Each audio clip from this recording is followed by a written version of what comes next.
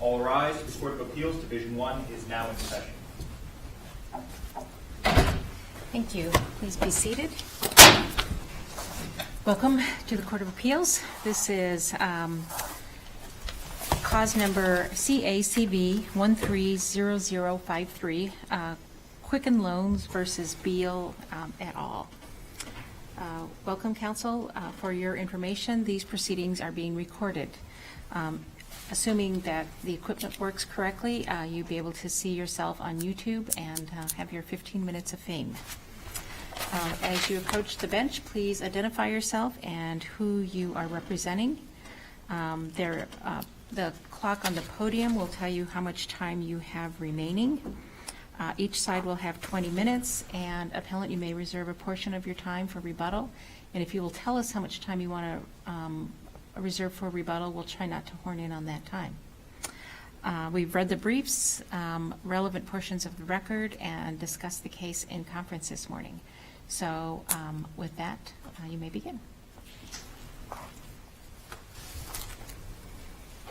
Thank you, Your Honor. May it please the Court, my name is Robert Muchnick, and I represent Appellant Quicken Loans. I'd like to reserve 3 minutes for rebuttal at this time. This appeal involves an agreement that was violated when individuals targeted Quicken Loans mortgage bankers for recruitment and hiring by a competitor. According to Appellee Jacobs, they were, quote, going after Quicken Loans, close quote. And that's exactly what happened here. There are 3 primary issues on appeal today. The first issue is whether the trial court erred in finding under Arizona law that the anti-rating provision is unenforceable as a matter of law. The agreement's enforceable because it's reasonably necessary to protect legitimate business interests of Quicken Loans. Wait. The anti-rating portion is necessary in order to protect Quicken in its business in what regard? The interests include Quicken Loans' relationships with its highly trained and credentialed mortgage bankers, who are the individuals at the company who are responsible for developing ongoing and lasting relationships with its clients. How does an anti-rating provision protect Quicken where 2 ex-employees that have been terminated or have terminated their employment with Quicken in the last 2 years are talking about future business opportunity? How does that protect Quicken from rating?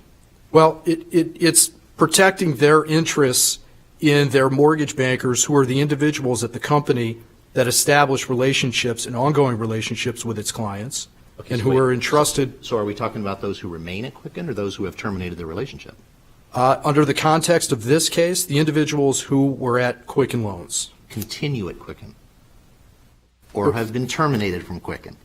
Well, in this context, the individuals solicited mortgage bankers who were employed with the company to terminate their employment and become employed with a competitor. But I was under the understanding that the anti-rating provision also said that 2 people who had terminated their employment within the last 2 years couldn't discuss going to another company, going to another mortgage Well, dealer. not as the agreement is blue penciled. And we've demonstrated for the court in our opening brief at pages 34 through 36 and our reply brief at pages 14 through 15 that these hypothetical scenarios that have been concocted by the individuals and the appellee and the intervener have no relationship to the facts at issue here.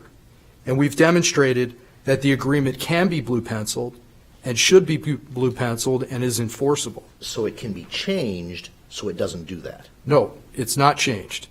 The agreement or the blue penciled portion that we've provided to the court does not change a single word. It does not change a single letter. It severs, grammatically severs, the offending provisions or the purportedly offending provisions or the provisions that they have an issue with. It doesn't change anything. And it specifically precludes soliciting individuals to terminate employment and conduct business related to mortgage loans at a competitor. And these are Quicken Loans mortgage bankers. And it specifically precludes rating Quicken Loans mortgage bankers, and that's exactly what Jacobs and Beal did. Jacobs targeted Quicken Loans mortgage bankers, again, announced to everybody on Facebook, they're going after Quicken Loans, and that's a quote. He targeted Kowalski, who had been with the company for over 3 years and who established effective financial services and relationships with Quicken Loans clients. He also targeted Arula, who had been with the company for over 2.5 years. You're, I guess what you're assuming, and I don't mind staying with this hypothetical, but you're assuming that Michigan law applies because clearly Arizona does not allow blue penciling. Is that correct? That's not correct. Our view is, I'm sorry? You disagree with Arizona allows blue penciling? No, I am not arguing clearly that Michigan law is the only law applies and it's only enforceable in Michigan. We think it's enforceable in Arizona or Michigan. We think the court got it wrong by applying Arizona law, but and we demonstrate that in our brief. But our position is it's enforceable in both Arizona and Michigan. Arizona and Michigan recognize the same standard for enforceability. They recognize that it must be necessary to protect a legitimate business interest. Okay, then what is the legitimate business interest? Because in your reply brief at pages 14 and 15 is where you have actually a better version of your blue line where it shows what you would do in terms of blue lining. But it says you agree that for a period of 2 years after your termination, resignation, or separation. Why is the 2 years after an employee gone important? It seems to me once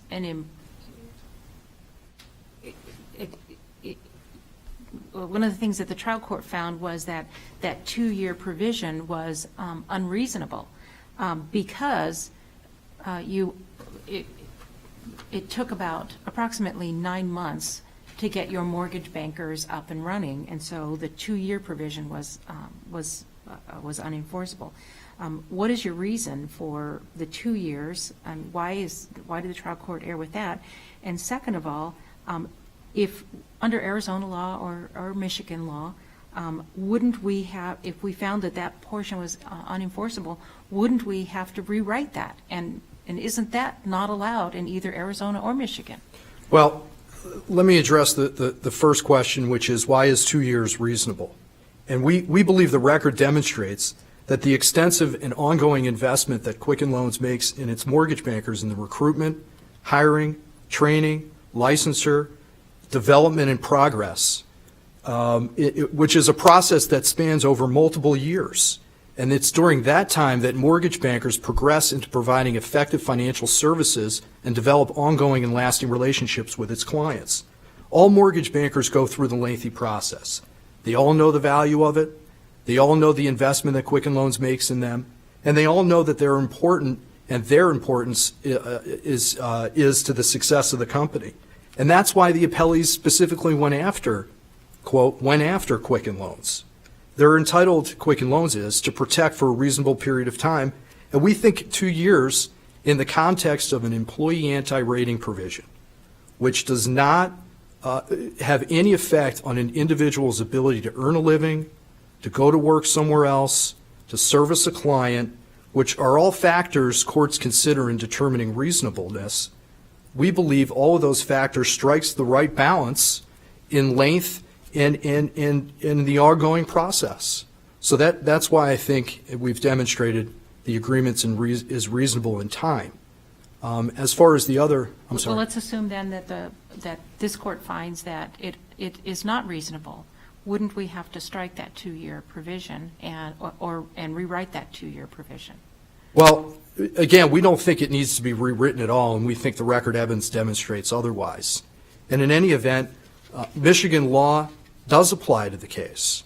The parties chose that law in the contract. Okay, and let's assume that Michigan law applies then. But Michigan law does not allow the rewriting of contracts, just like Arizona doesn't. And if we found that 2 years unenforceable, wouldn't we have to rewrite that portion of it? Well, Michigan law allows reformation. And I don't want to play semantics here, but reformatting an agreement to make it reasonable under the circumstances and the context. And I think in the circumstances and under the circumstances here, it's enforceable and reasonable under both Arizona and Michigan law. And again, we've demonstrated consistently in our opening brief and our reply briefs that the 2-year period is there for a reason, and it's there and it's reasonable. And I don't think the trial court made any effort to look at the other factors that courts look at to determine reasonableness. It's not unreasonably restrictive on anybody to stop rating their former employees for 2 years. Doesn't affect, again, their ability to earn and make a living. The individuals acknowledged in the contract that it is reasonable, which is also another factor that courts consider to determine whether a provision is reasonable under Arizona law. So we've demonstrated that the agreement is reasonable both under Arizona or Michigan law. Can I ask a different question? Yes, sir. The agreement as it sits, and as you have suggested it could be reformatted, applies to former employees and their conduct after they leave employment. Does that really apply to, is it Ms. Beal who engaged in this conduct while she was still employed by Quicken? Well, the record evidence is that Ms. Beal actually began training with Loan Depot while she was still employed with Quicken Loans. And she solicited for this competitor while she was employed with Quicken Loans. So to us, there's a fact question as to whether she breached her restriction, because who was she actually working for when she was engaging in these activities and soliciting on behalf of Loan Depot? And she certainly breached her duty of loyalty, which is another provision in the contract. So we believe that at the very least there's a fact question as to whether she's violated the provision.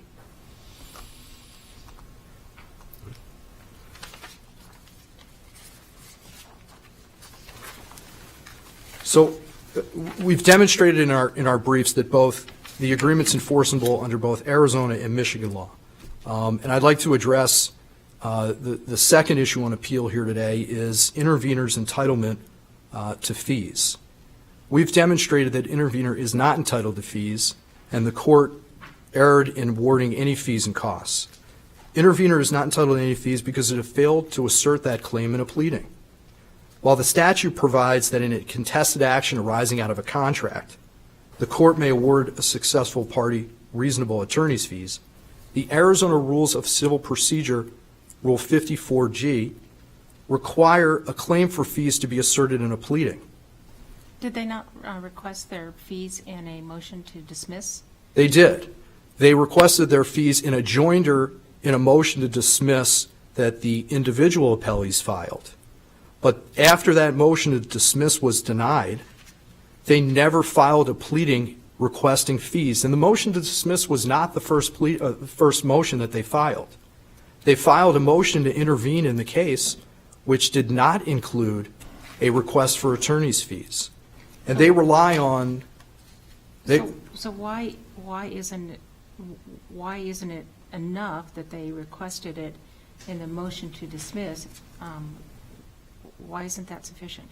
Because, first of all, it has to be filed or requested in a pleading, and that's Arizona law, and that's the King case.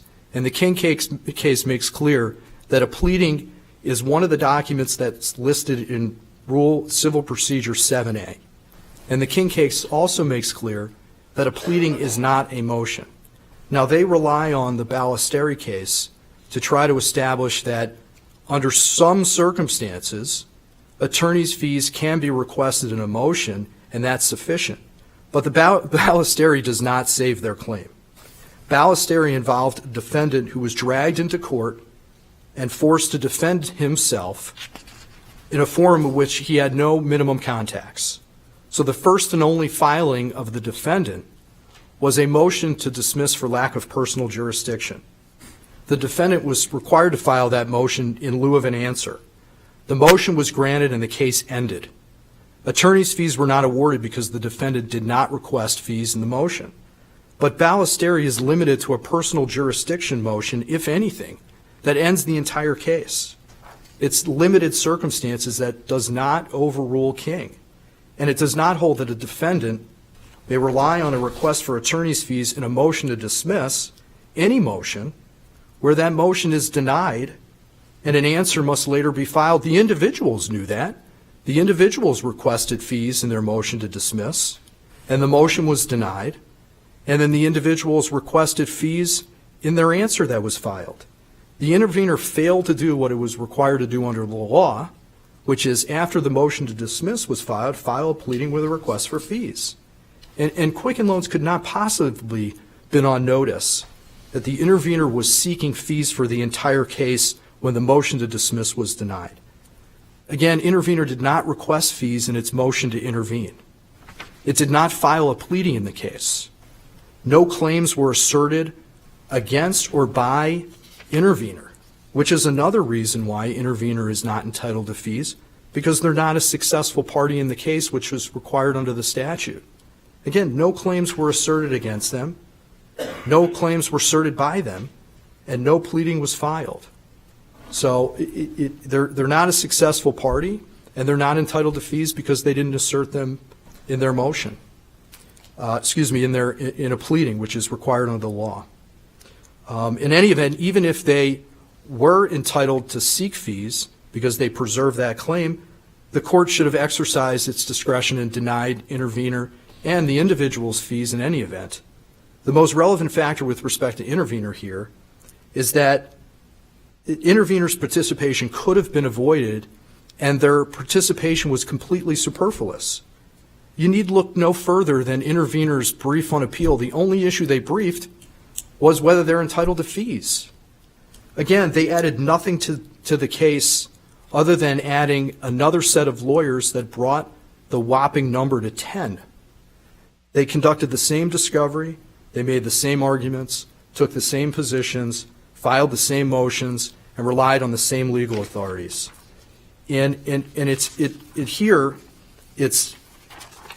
We submit bad policy to allow fees to be awarded to an intervener who is lingering with no discernible status, who hadn't filed a claim and no claim was filed against it, and that was tactical because they insulated themselves for a claim for fees by Quicken Loans against them if they lost the case in the end. So we believe the interveners are not entitled to fees because they didn't assert it in a pleading. They're not a successful party. In any event, discretion should have been exercised and fees should have been denied. I'd like to reserve the rest of my time for rebuttal. Okay, Thank you.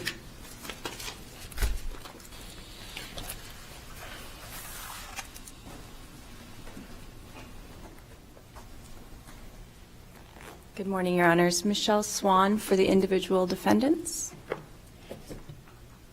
May it please the Court. Loan Depot has argued in this case that, Quicken Loans has argued in this case that there's no harm to any of the former employees because they have no interest. The problem with the non-contact provision is what you're doing is you're terrorizing the current employees who are there, you're terrorizing the former employees who are there, and the former employees. And the reason why I say former employees and former is because, of course, the former employees are those who have been there for, or who have left more than 12 months. This really comes down to what is Quicken Loans' interest in preventing employees speaking with former employees. We know that the plain language of the non-contact provision says after you leave. So current employees are not prevented from recruiting each other to leave, and that's why this case should never have been asserted against Wendy Beal.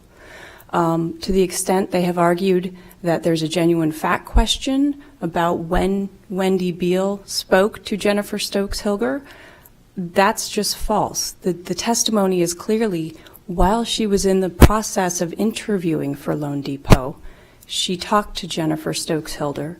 Jennifer actually said, yeah, I would be interested in going over there, so she referred her over. She started training after she interviewed, so there is no genuine question there. Wyman Jacobs, yes. Sorry, Ms. Swan. But would you agree that, at least in the abstract, there's a legitimate business purpose in an anti-solicitation provision in an employment agreement? I think in the abstract, there could possibly be, much like, sort of the concept of a fiduciary duty. That was never asserted here, so we don't really need to think about that too much. But their argument is the 2 years, and this is very ad hoc. The 2 years is important because that's how long it takes to become an executive mortgage banker. Problem is, the agreement applies to everybody, and it applies company-wide. So if a person leaves employment and accepts a phone call that turns out to be from an ex-employee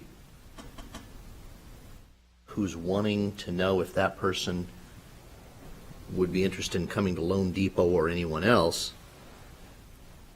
does the provision then simply constitute a penalty for accepting that phone call? Yes, it does, because the language says that communication includes whether you initiate it or not. Right. So if they pick up the phone, it turns out to be someone that, whether they know it or not, used to work for Quicken Loans, they're subject to a claim of violating the anti-rating provision because that's what the phone call's about. Is that not the case? Yes, Your Honor. And So in effect, a person who leaves Quicken Loan is penalized, in a sense, by who they cannot accept phone calls from for a period of 2 years. yes, Your Honor, but it actually could be longer than 2 years, because the 2 years applies to the section that says that you may not directly or indirectly talk to someone who is currently there about changing your employment. If you go to the third section of the agreement, it says you're prohibited from communicating with former employees. Former employees is defined as somebody who has been gone for 12 months or less. So somebody who has been gone for 5 years, if that former employee was there when they were at Quicken, 5 years down the road, they could still fall within that former employee definition. 10 years down the road, it's virtually unlimited in time. Again, it doesn't apply to whether, the person on the phone initiated or whether the person on the phone picked up the phone. Is there any mortgage loan environment that ex-employee could go to being solicited by someone from Quicken Loans that doesn't violate the anti-rating? What I mean by that is if it turns out that the person, it doesn't need to be Loan Depot. I don't know Loan Depot from anything, but Loan Depot. It doesn't turn out to be them. It's mom and pop mortgages down the street, and as it turns out, that person used to work for Quicken Loans. Is it any mortgage lender at any point they can't work for if the person soliciting them used to be with Quicken Loans?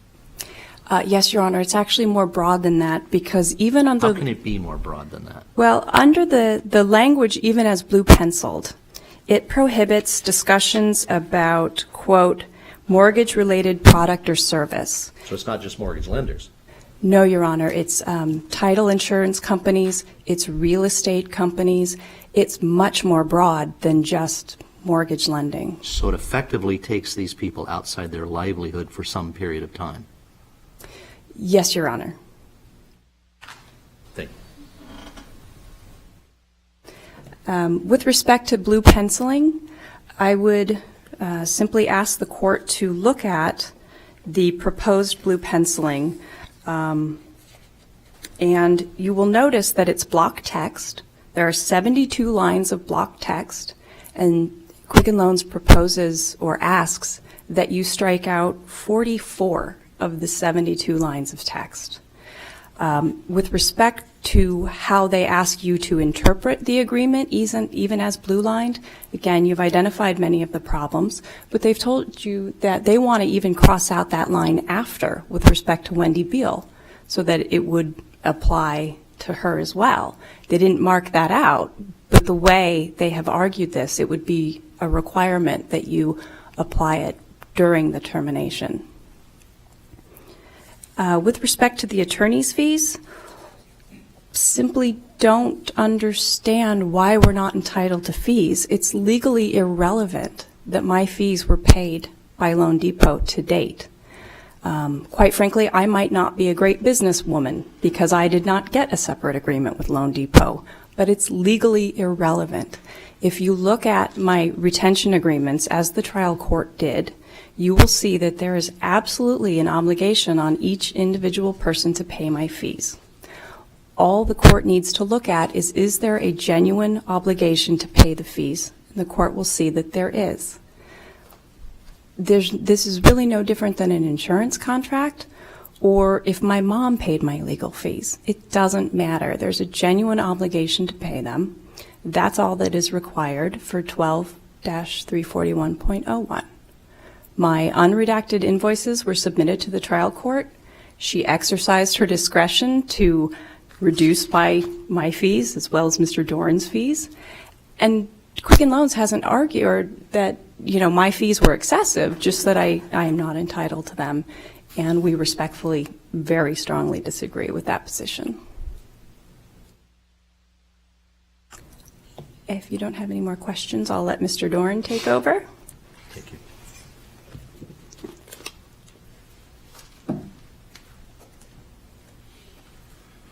May it please the Court. John Doran from Sherman & Howard on behalf of Loan Depot. I'll be very brief, Your Honors. I want to make 2 points this morning, and the first is to take a step back with respect to Arizona restrictive covenant law.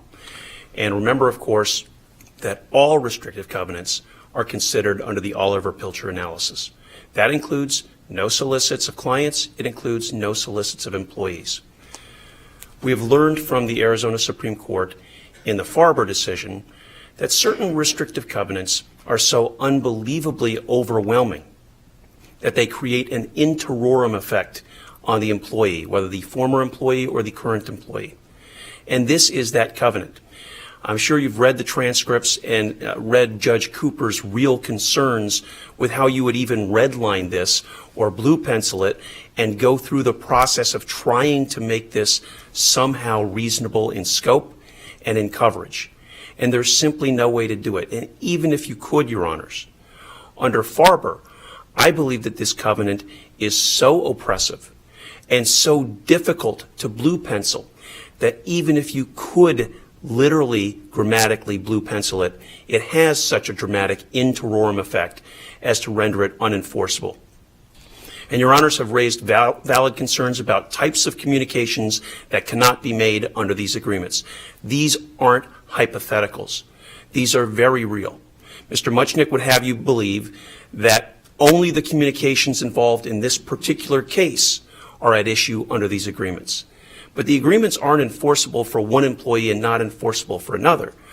All of the ramifications of these agreements have to be addressed. And the mere fact that Wyman Jacobs said one thing on his Facebook page, or Wendy Beal said one thing to a coworker, whether or not Mr. Muchnick believes that that in and of itself is unfair, is irrelevant.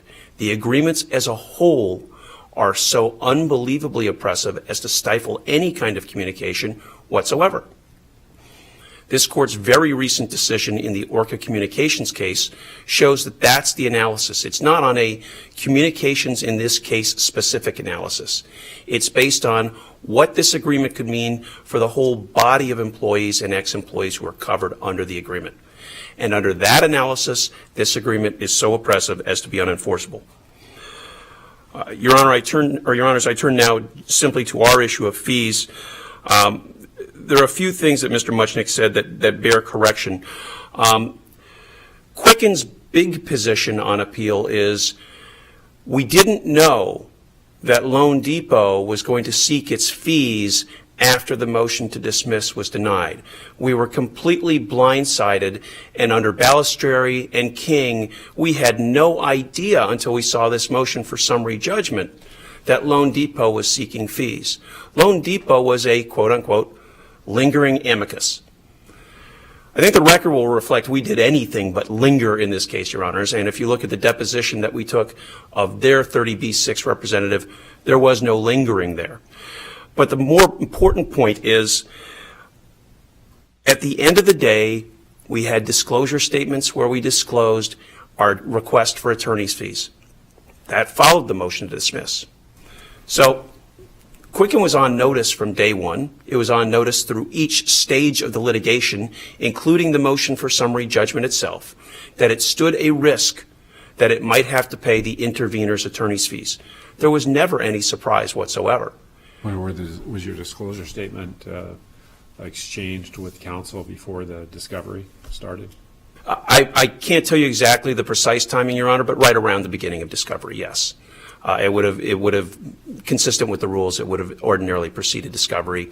And our disclosure statement was a complete, unvarnished joinder in the disclosure statements of the other defendants, all of whom sought attorney's fees. And much like we did to keep costs down in this case, we spent a lot of time joining in what the other defendants had to say. Well, okay, I didn't go back to look at that. Was it a simple joinder? It was Or indeed was a it joinder. I don't want to mislead the court. We did not recreate what each of the individual defendants drafted. We said we join each of the individual defendants in all of their disclosures. But did that disclosure statement assert an independent claim for attorney's fees? It didn't specifically say, Your Honor, in that disclosure statement that we want attorney's fees. It said we adopt all the defenses and everything else that's set forth in the other defendants' disclosure statements. Again, this was no surprise. You can actually go back and look at the correspondence that preceded the litigation and see that both sides were bandying about requests for attorney's fees and who would be paying whose fees at the end of the day. And those letters are actually part of the record with respect to our application for attorney's fees and with respect to Quicken's opposition to attorney's fees. Again, the purpose of Rule 54G, the purpose of Rule 24C is to give early notice. Loan Depot gave early notice in its motion to dismiss. It continued to give notice, and the suggestion that this was a surprise or that they were ambushed when they first saw our motion for summary judgment is simply disingenuous. If the court doesn't have any more questions, I'll sit down. Thank you very much. Thank you. Counsel? I just have a couple of quick points.